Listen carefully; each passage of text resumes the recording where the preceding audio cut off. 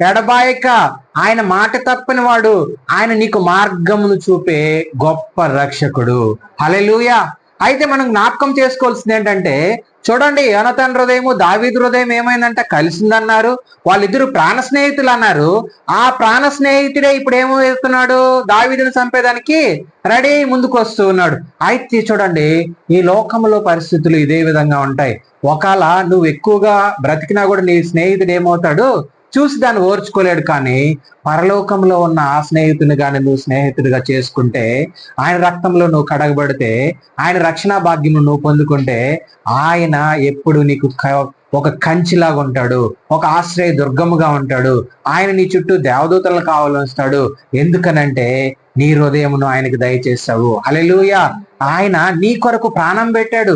నీ కొరకు ఆయన విడవకూడని భాగ్యమును విడిచాడు. ఆయన నీ కొరకు విమోచకుడుగా వధింపబడిన గొర్రె పిల్లలాగా మౌనముగా సిలువలో నీ కొరకు నా కొరకు ఏం చేశాడు తెలుసా, ఆయన మరణించాడు. హల్లెలూయా. ఆయన మరణమే ఈరోజు మనకు విజయమును తెచ్చిపెట్టింది. ఆయన మరణించి ఆఖరి రక్త బుట్ట వరకు నీ కొరకు నా కొరకు ఆయన చిందించాడు.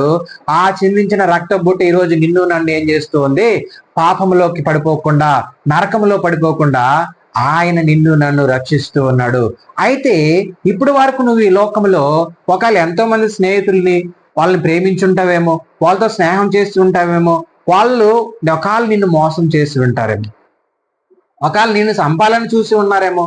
అయితే నిన్ను విడవక ప్రేమించే స్నేహితుడు ఒకడున్నాడు.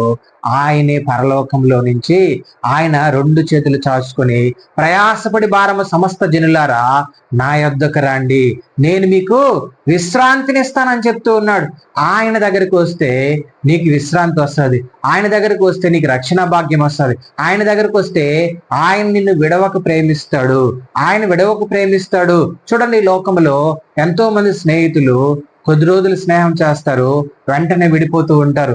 ఏవో కొన్ని చిన్న సమస్యలు ఎక్కడైనా కూడా సరే, కుటుంబంలో కావచ్చు, ఎక్కడ కావచ్చు, కానీ ఆయన మాత్రం నిన్ను విడవకుండా ప్రేమించే స్నేహితుడు. ఆయన నిన్ను నిత్యము నిన్ను ప్రేమిస్తూ ఉంటాడు. ఎందుకనంటే ఆయన నిన్ను రక్షించుకున్నాడు. ఆయన నీ కొరకు ఆయన ప్రాణం పెట్టి ఉన్నాడు.